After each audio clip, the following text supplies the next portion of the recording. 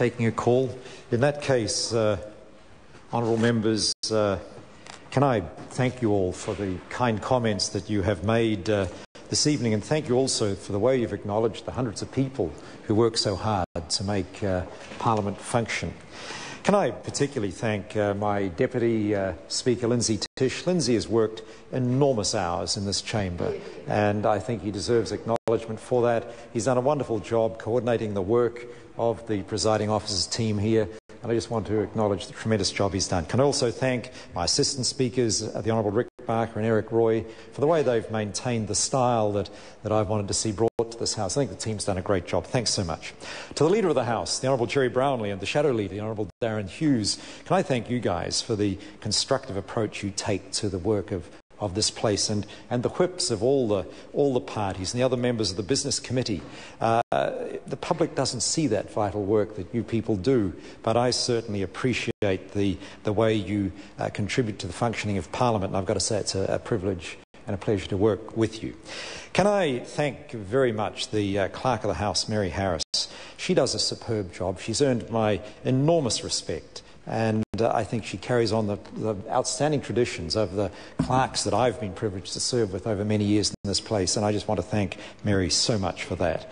To the Clerk's Office staff, they keep this House functioning and sometimes under quite challenging circumstances. I thank them for that. The Select Committee clerks, the Hansard team, the outstanding Parliamentary Library people, our loyal chamber and gallery officers, the interpreters, the messengers, the security staff, the reception and visitors people, the travel office, Bellamy's, behind the scenes, Jeff Thorne and the Parliamentary Service team all do so much to make this place work. Can I acknowledge the courtesy with which the press gallery have treated me and thank them very much for that, and also acknowledge the work of the radio and television technicians. It's interesting for the television technicians, the new pace that I've brought to Question Time as Speaker has been quite a challenge for televising Question Time for Parliament. They've done a great job in doing that. The technical challenges have been quite significant for them. Can I thank my Sergeant-at-Arms, Brent Smith, who's done a wonderful job, and also my own office staff who are working so hard to run my office on just half the budget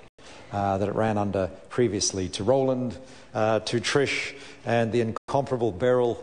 Beryl's now in her 24th year working with me. Goodness knows why she puts up with me, but she is a living legend in this place, and I want to thank her most sincerely for that. Members, you've worked very hard this year, 565 hours and 49 minutes to yesterday. That's 88 hours more than the same year in the previous electoral cycle of 2006. 66, I'm advised, government bills have actually been passed, but interestingly, no private members' bills have been passed this year, or at least no new private members' bills have been passed. 19,822 questions for written answers, which is pretty typical.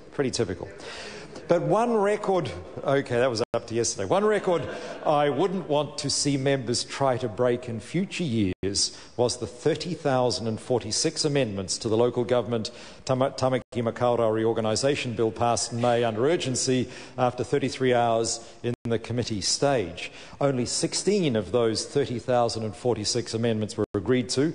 29,084 of them were ruled out of order.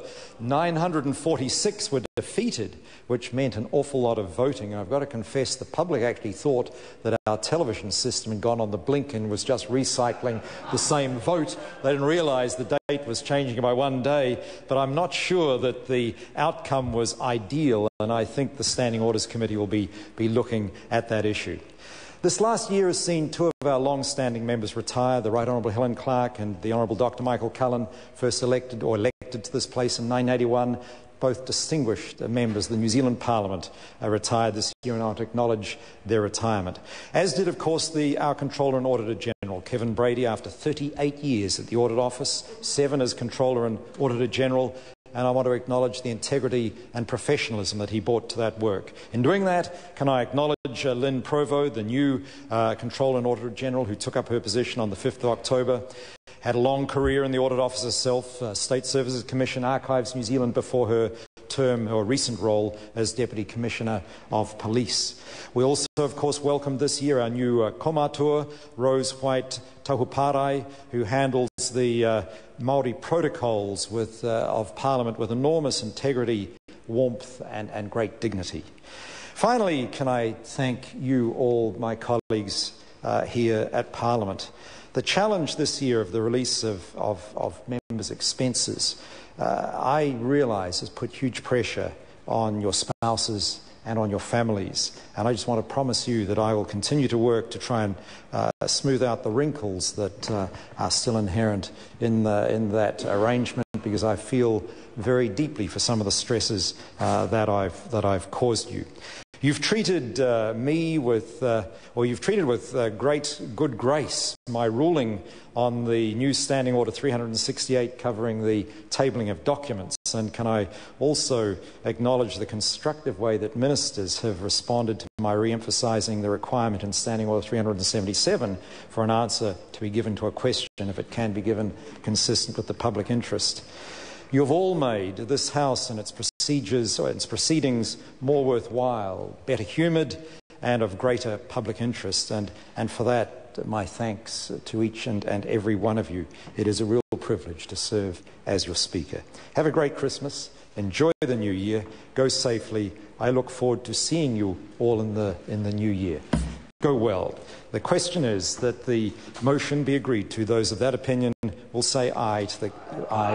To the contrary, no. The ayes have it. The House stands adjourned until 2 p.m. on Tuesday, 9 February 2010. Thank you very much.